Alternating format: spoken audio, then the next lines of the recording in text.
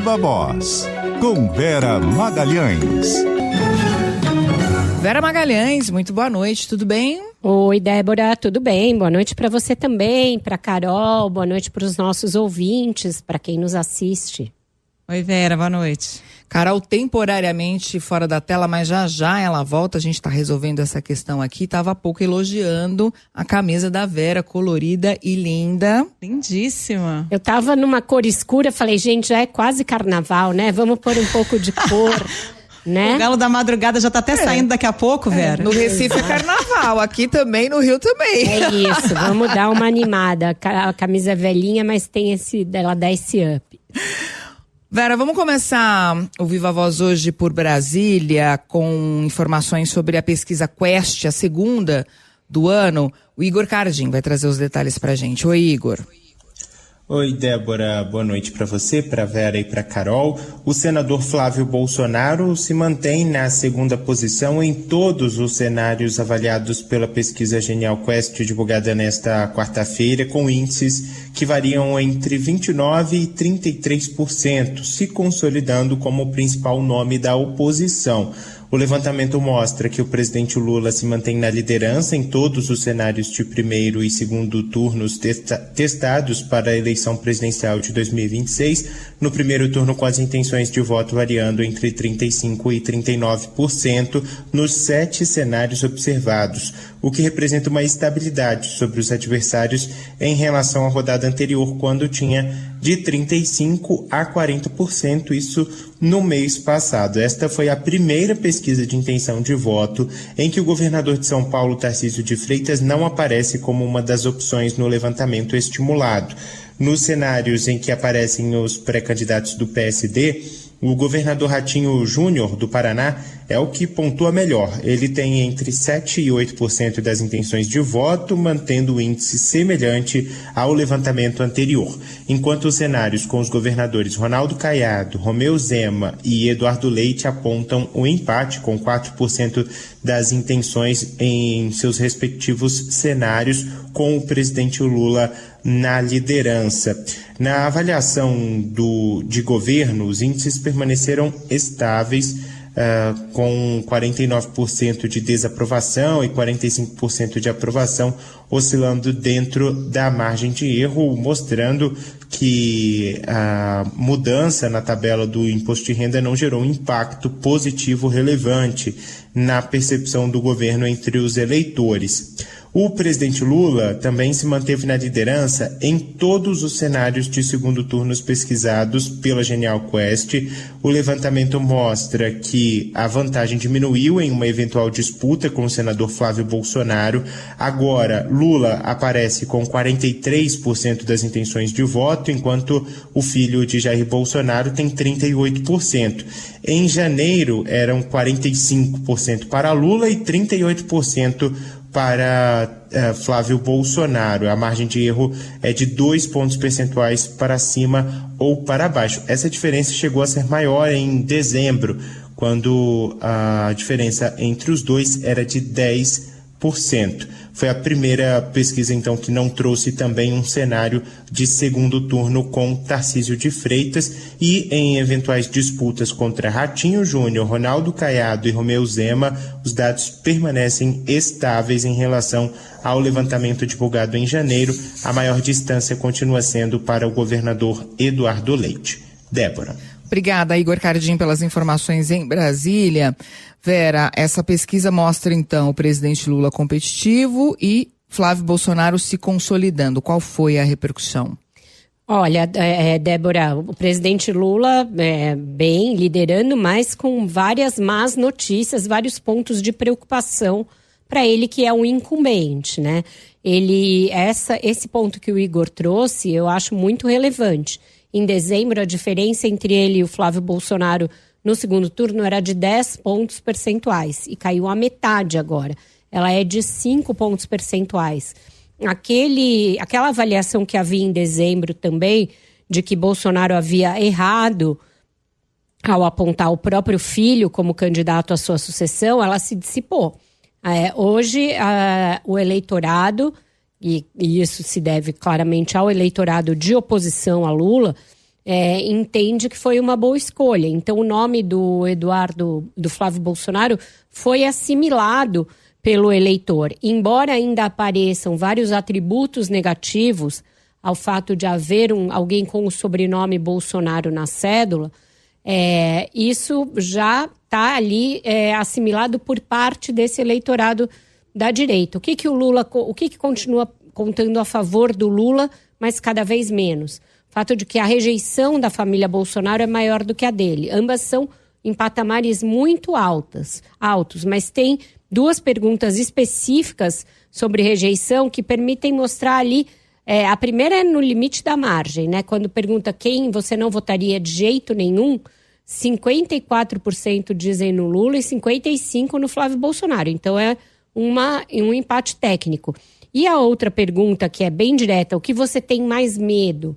Você tem mais medo da reeleição do Lula ou da volta da família Bolsonaro ao poder? Aí o presidente tem uma margem um pouquinho melhor de vantagem, porque 41% dizem temer mais a continuidade do governo Lula e 44% dizem temer mais a volta da família Bolsonaro ao poder. Mas veja que não é como se fosse uma coisa ali muito séria e um fator muito distintivo, o fato de ser um Bolsonaro, não é mais. Então, só falar em golpe, só falar em preservação da democracia não vai adiantar para o Lula. Existe um desgaste do governo dele em muitos campos e disseminado pelo Brasil. A vantagem que ele tem no Nordeste, e ele tinha recobrado uma faixa ali de vantagem no Nordeste, nessa pesquisa ele tem uma queda na região Nordeste. E é justamente quando entram em vigor as medidas que ele achava que seriam bem vistas, né, pelo eleitorado mais pobre, como a coisa do imposto de renda, a questão do gás e a questão da energia mais baratos. Então, tem ali muitos pontos de atenção para o presidente, apesar dele liderar em todos os cenários. Agora, Vera, a gente vê também a consolidação da polarização dessas duas forças políticas, né? O caminho fica um pouco mais estreito para uma possível terceira via, ou esse nome aí que o PSD pretende lançar. Foi um banho de água fria depois de algumas semanas de muito oba-oba, feito principalmente pelo PSD, em torno da possibilidade de lançar um dos 3 pré-candidatos que o partido tem. Nenhum deles chega a ser visto como uma opção clara pelo eleitor, né? Quem pontua melhor é o governador do Paraná, Ratinho Júnior, mas mesmo assim, muito pouco. No primeiro turno ele tem 8% e no segundo turno ele não faz frente ao presidente Lula. Então, a gente vê que, embora hipoteticamente, quando questionados, os eleitores continuem dizendo que prefeririam não votar nem em Lula, nem em alguém com o sobrenome Bolsonaro, quando são confrontados com os cenários, eles preferem fazer escolhas que os afastem mais daquele que ele mais teme ou daquele que ele mais rejeita. Então, de novo, a eleição vai mostrando ser uma eleição de um duelo de rejeições, mais do que a busca por renovação, uma busca por sair dessa polarização. Na teoria, as pessoas estão cansadas da polarização, mas na prática, elas continuam agarradas, né, nesse mecanismo, no pensamento do mecanismo polarizado, porque elas pensam primeiro em rechaçar aquilo que elas não gostam, do que em encontrar realmente uma alternativa. E o governo, essa pesquisa trouxe também um dado de aprovação, o governo continua... Está no mesmo patamar, né? Estabilizado. O índice de aprovação está estabilizado, mesmo com tudo que o governo tem feito para tentar elevar esse índice. E não só não melhora, Débora, como está cristalizada a percepção de cansaço em relação ao governo, que aparece nessas perguntas específicas. O Lula merece uma nova chance? Merece continuar? 57% dizem que não. Você avalia que esse governo é melhor ou pior que os governos anteriores do Lula? 41% acham que ele faz um governo agora pior do que os seus governos anteriores. Ou seja, muitos fatores que mostram um certo desgaste de material de alguém que já foi presidente em 3 mandatos e foi candidato em outras 3 oportunidades. Então, o Lula é alguém muito conhecido, que está na política há muito tempo e que sofre desse desgaste que é difícil de reverter, porque se fosse alguém novo, alguém que o eleitorado não conhece muito, você ainda pode usar ali de um arsenal para reverter. Mas nesse caso dele, é mais difícil de você fazer uma pirotecnia. A gente vai continuar falando da pesquisa, da rodada de fevereiro da pesquisa Genial Quest, porque está com a gente para uma entrevista agora o Guilherme Russo, que é diretor de inteligência da Quest e vai discutir, debater alguns temas da pesquisa com a gente. Boa noite, Guilherme. Obrigada por ter aceitado o nosso convite. Boa noite, Vera. É um prazer falar com você e todos os ouvintes da CBN. Boa noite. Boa noite. Guilherme, eu não sei se você estava aí nos ouvindo e agora a gente vai poder ver se eu estou analisando a pesquisa correta. Eu queria começar com você desse ponto que eu parei agora, a avaliação do presidente e do governo e as perguntas específicas da pesquisa que mostram um desgaste, um cansaço com o governo.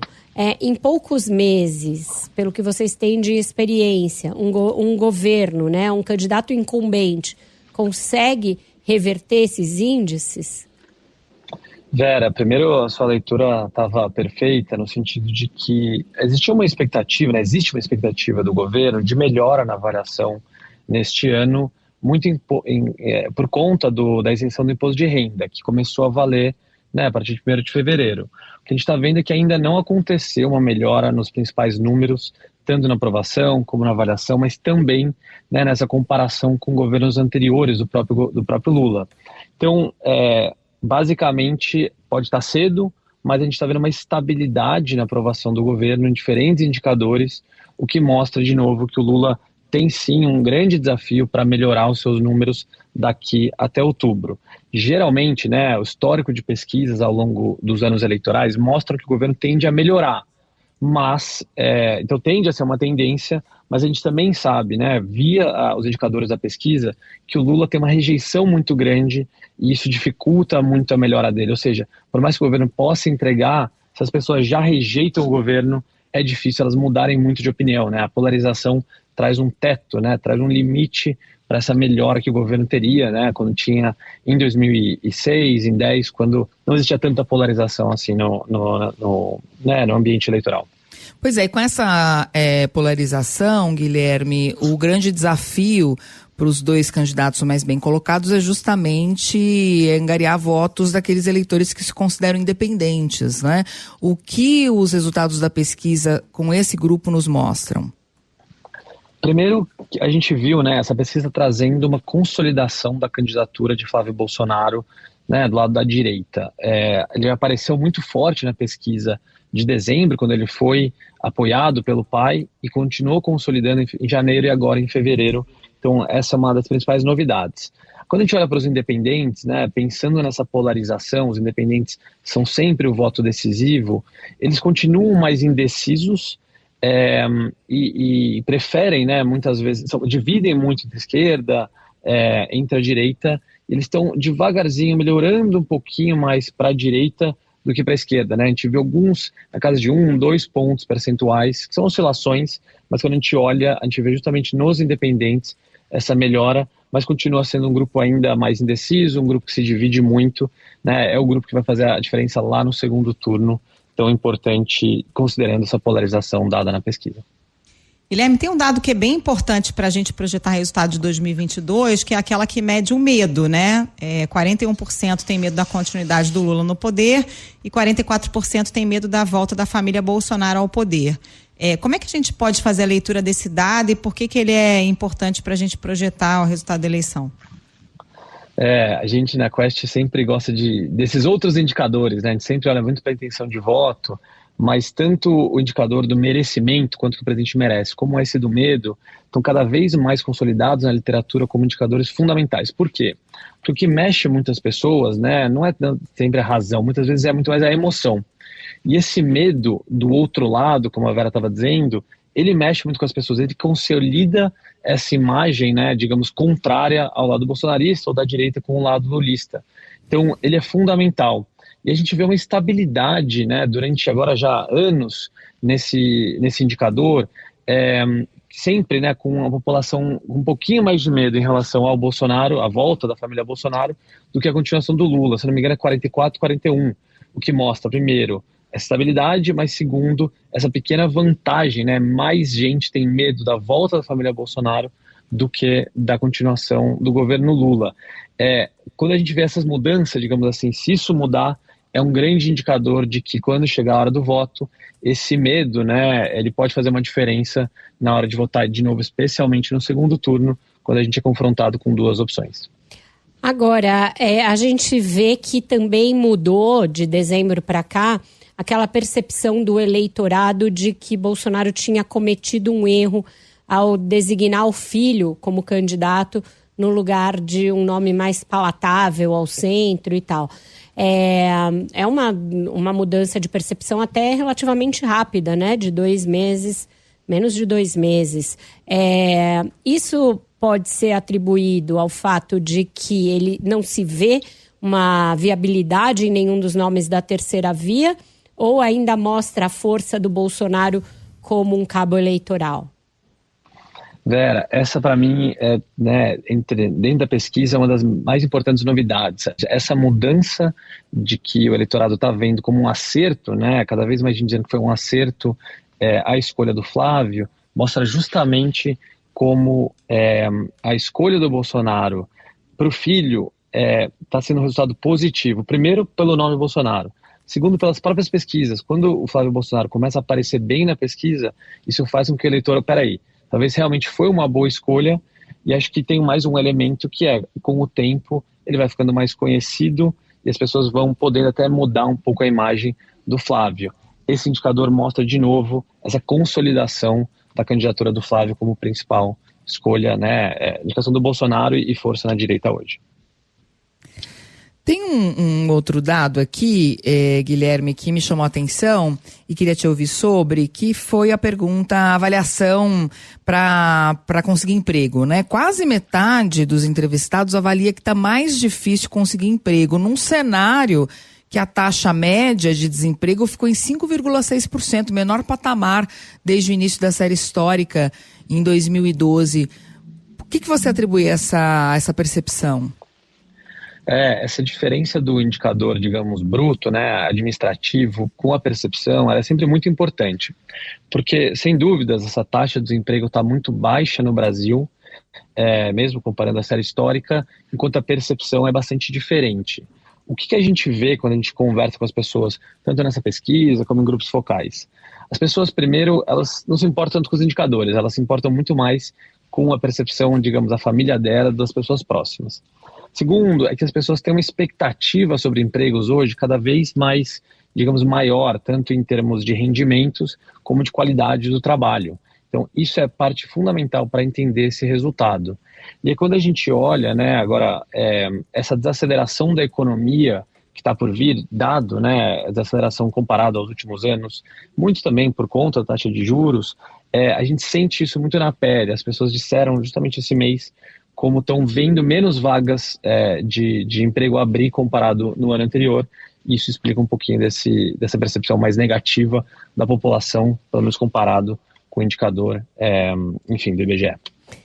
Todas essas são as notícias do copo meio vazio para o presidente Lula, apesar dele liderar em todos os cenários de primeiro e segundo turno, né? Obrigada pela conversa, pela análise, Guilherme. Foi o Guilherme Russo, diretor de inteligência da Quest. Obrigado pela conversa. Até a próxima. Até. Tchau, tchau. É isso, gente. A pesquisa, portanto, é o assunto político do dia. E na volta do intervalo, a gente vai conversar sobre eleições com a Bruna Barbosa e justamente aí reflexos dessa consolidação da polarização entre Lula e Flávio Bolsonaro. Fica aí, não sai daí que a gente volta já já.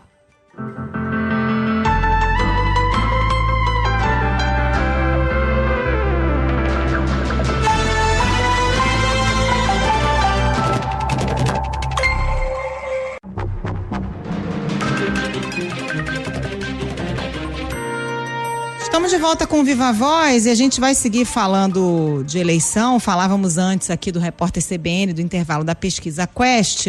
Teve também participação do senador Flávio Bolsonaro no encontro com empresários hoje. Ele falou sobre o cenário eleitoral, sobre o apoio de Tarcísio de Freitas aí na campanha deste ano. A Bruna Barbosa traz pra gente. Oi, Bruna, boa noite mais uma vez.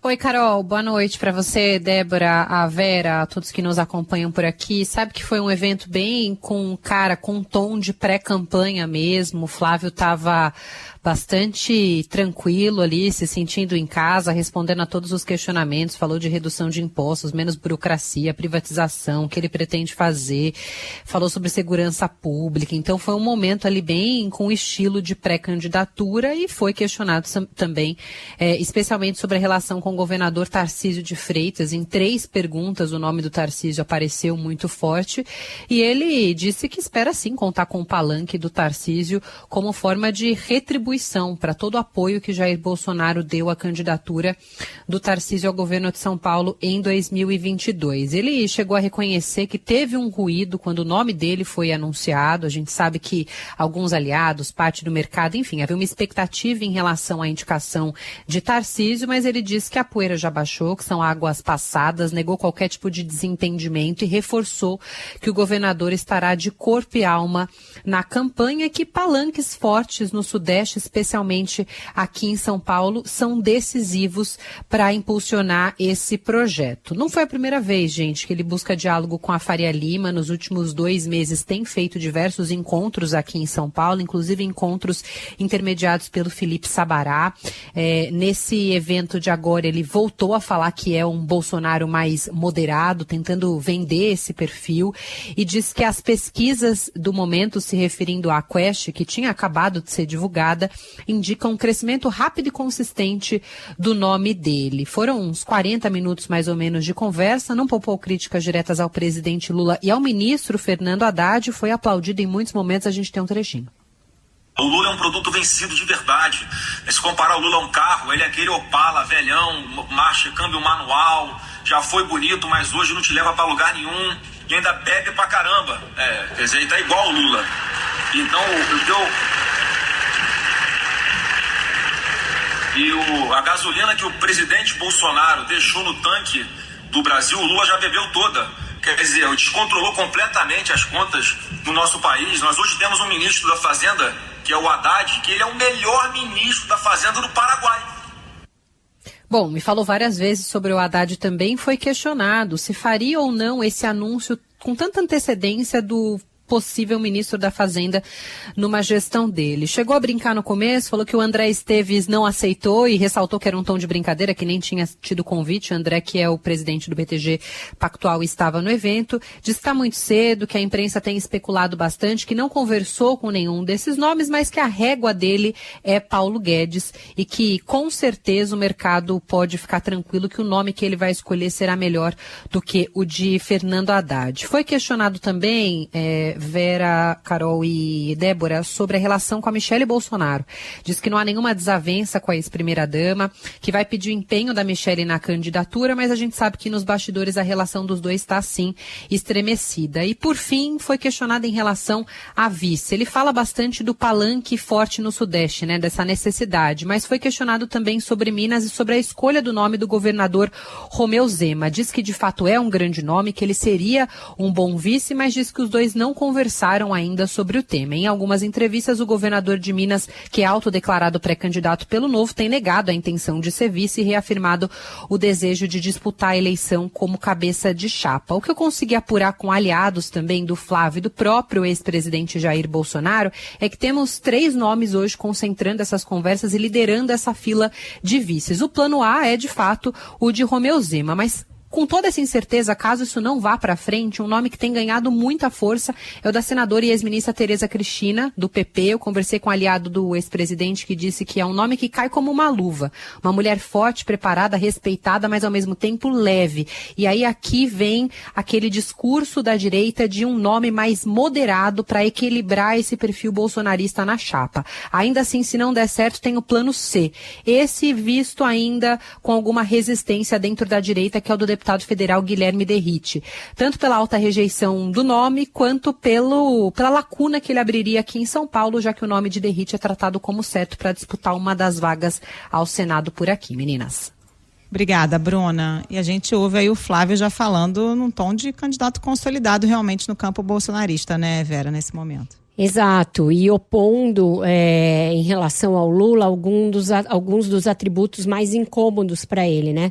Quando ele faz essa analogia até meio grosseira, né? Bastante grosseira, seguida de aplausos, aliás, com um carro velho que bebe muito, né? Falando de combustível, mas a gente sabe o que ele está querendo insinuar.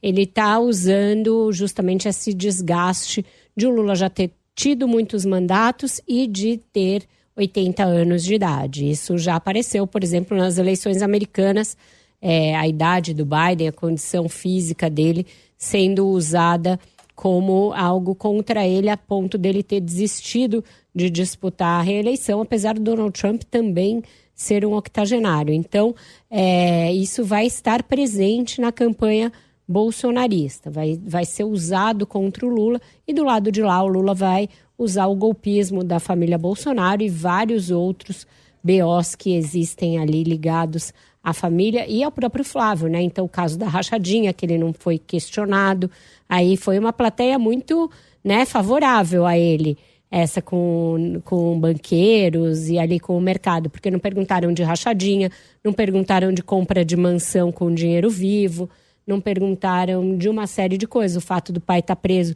por ter tentado dar um golpe de Estado. Então, não vai ser esse passeio no bosque, a campanha para ele também. É bom ele ter isso em mente, né?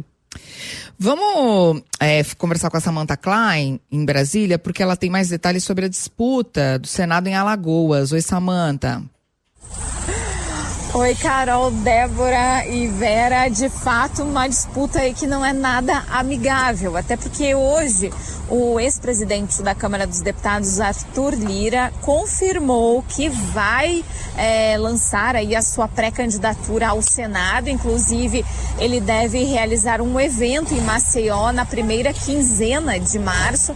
E aí vai ser um evento com políticos da capital, de todos os municípios, enfim, lançando aí sua candidatura.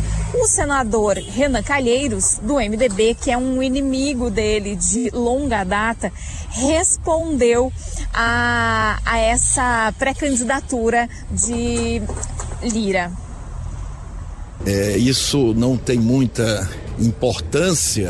Eu acho até que ele deve ficar um pouco mais na Câmara dos Deputados, porque ele não tem nenhuma experiência em ajudar o Estado, em batalhar pelas causas de Alagoas. E eu vou reunir o MDB na próxima semana para dizer que só será candidato no MDB de Alagoas quem assumiu o compromisso de votar com todos os candidatos da coligação. Quem quiser votar no Arthur Lira, vá para o partido dele. Apesar dessa resposta serena, Renan Calheiros não gostou da pergunta, se mostrou visivelmente incomodado e tratou aí com certo desdém. Lembrando que Lira está aí no seu 4º mandato, foi presidente da Câmara em 2 mandatos e é o padrinho político de Hugo Mota, atual presidente. Renan Calheiros também falou sobre essa reunião que teve ele e outros senadores com o diretor-geral da Polícia Federal, Andrei Rodrigues. O que saiu dessa reunião? O diretor-geral se comprometeu aí em fornecer as informações específicas da Polícia Federal, envolvendo aí o caso Master, mas outras operações, como a Carbono Oculto, aí, que envolveu uma série de postos de gasolina e também Faria Lima em uma empresa. Então, tem isso e ainda um assessoramento técnico com vocês.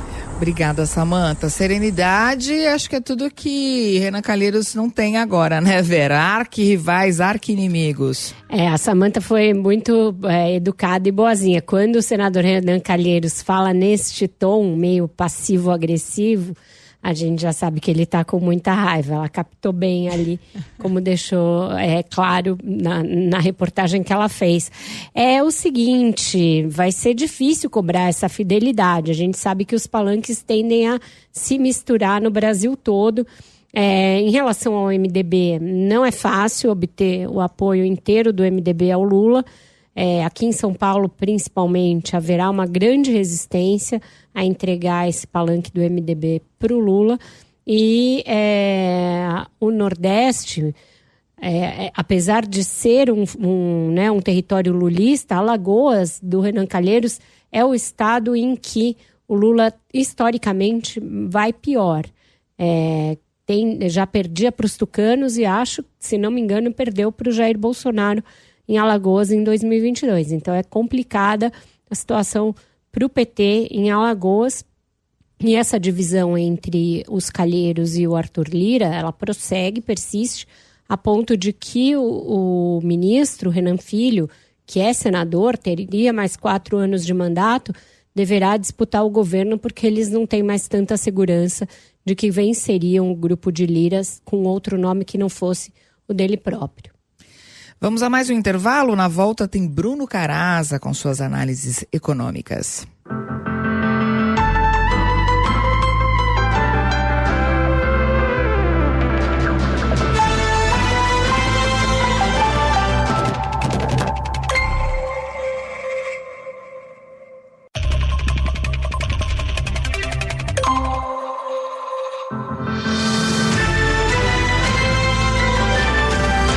Ponto final CBN.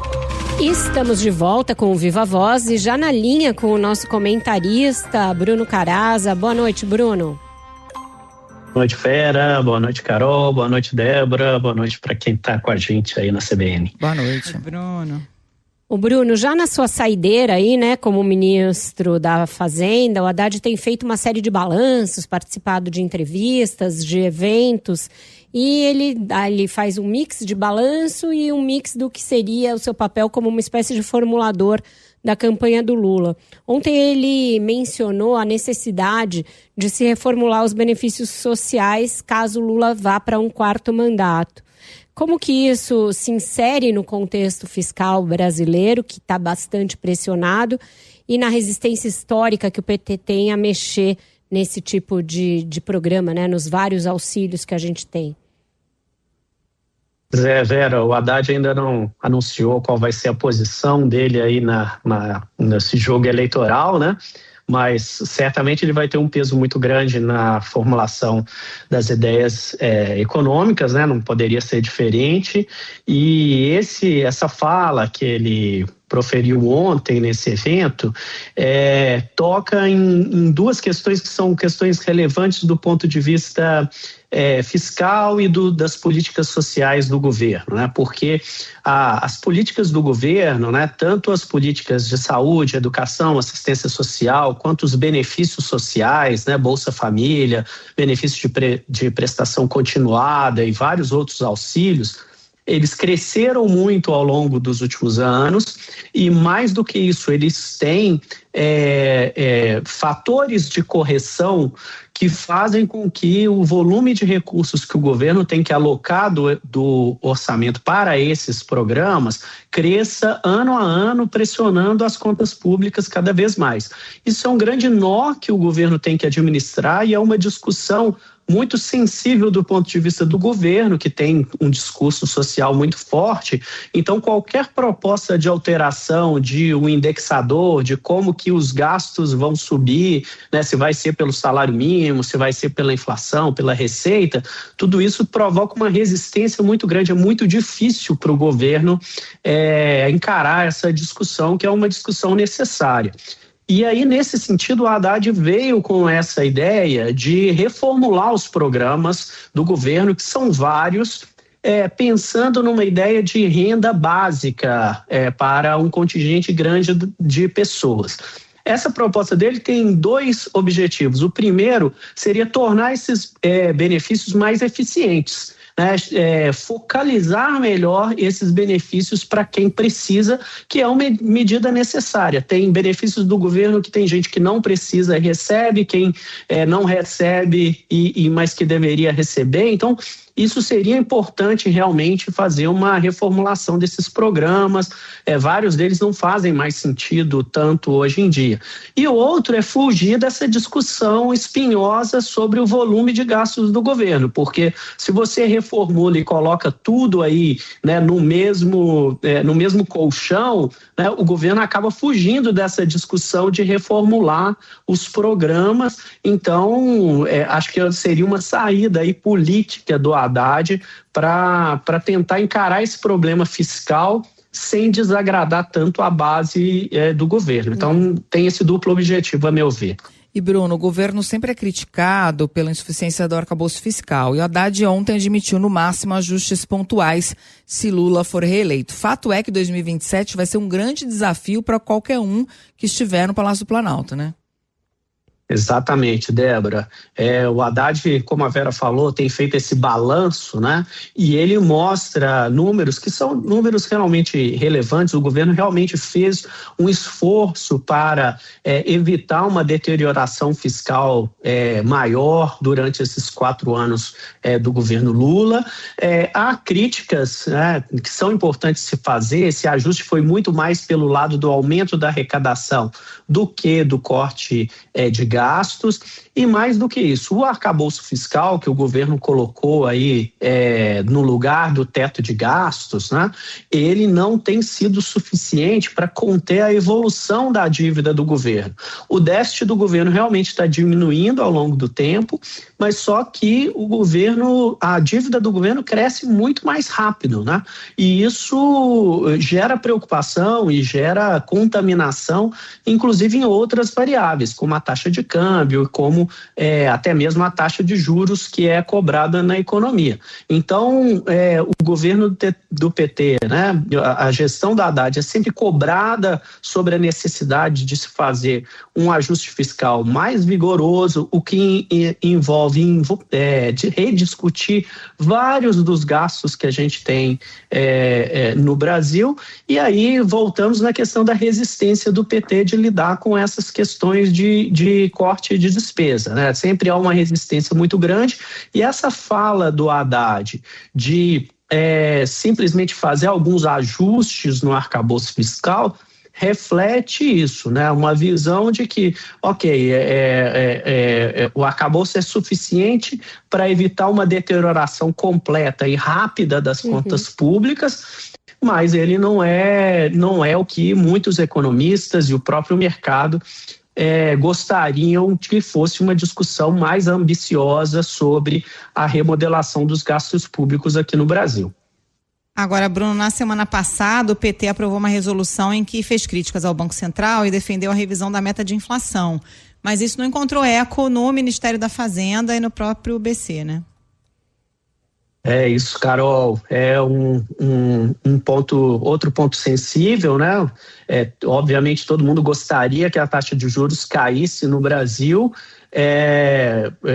O Banco Central tem tem feito com que a inflação ela retorne para o centro da meta, e aí surgiu aí nesse final de semana essa proposta da ala política do PT, né, de como se para resolver o problema dos juros altos do Brasil seria simples, né? Você simplesmente muda a meta de inflação, deixa de ser 3% como é hoje e passa, sei lá, para 4%, 5%, e aí o trabalho do Banco Central ficaria mais simples, né?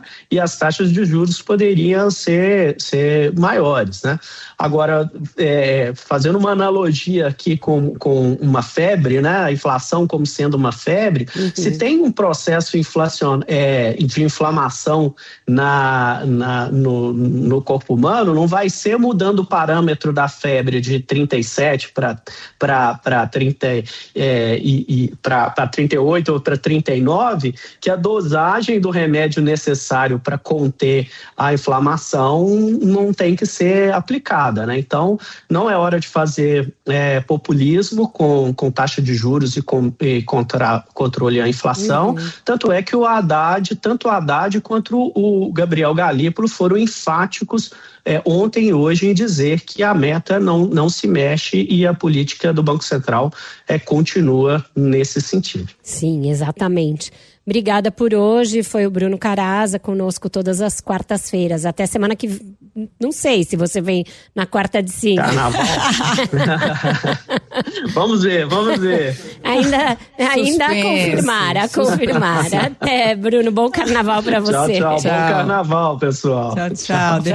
Dependendo da intensidade do carnaval. Falando em carnaval, gente, tem tempo aí para o último assunto, aquela polêmica envolvendo o enredo de uma das escolas aqui do Grupo Especial do Rio de Janeiro, que homenageia o presidente Lula. Tem algumas ações, né, da oposição contestando esse desfile. O Igor Cardim tem atualização aí pra gente. Oi, Igor, boa noite.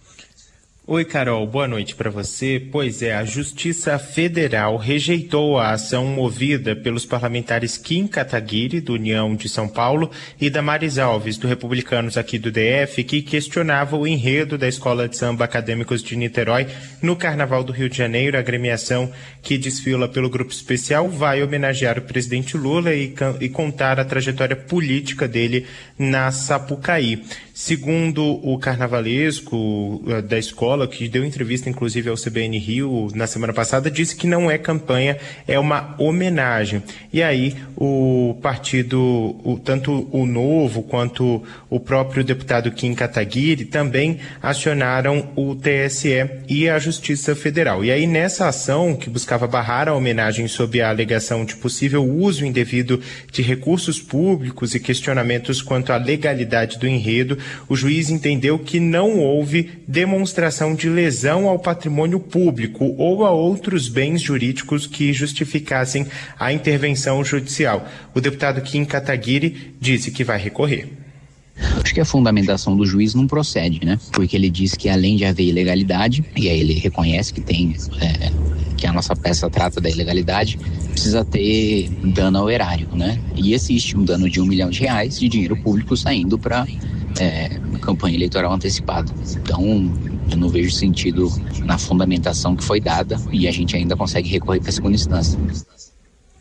Além da Justiça Federal, há uma outra ação no TSE e foi sorteada a ministra Estela Aranha, que será a relatora da ação que acusa o presidente Lula de propaganda eleitoral antecipada, ação protocolada pelo Novo. Carol.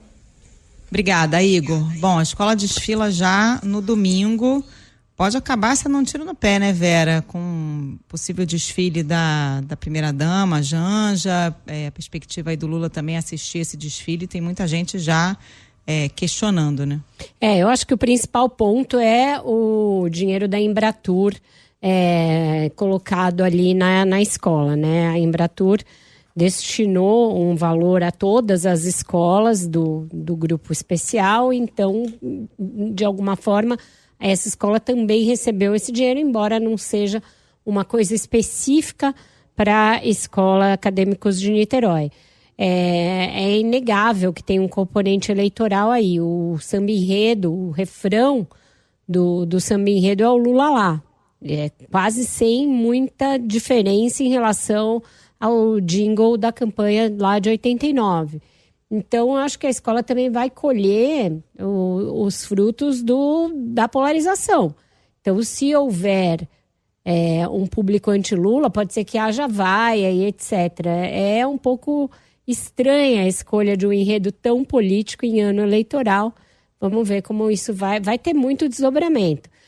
Aquela coisa, Eduardo Paes, e aí, cantou ou não cantou? Se cantou é porque está com o Lula, se não cantou é porque não está suficientemente com o Lula. Cláudio Castro, como vai reagir? Então vai dar muito pano para a manga para a gente comentar aqui ao longo dos dias de carnaval, minhas amigas. Os quais dias de carnaval? Aliás, Carolina Moran, estarei aí com você nos estúdios da CBN. Estaremos juntas então. Muito bom, então teremos assunto para o carnaval, sempre. Obrigada, Vera. Amanhã tem mais Viva Voz. E amanhã já direto do Rio de Janeiro. Até lá. Beijo, venha.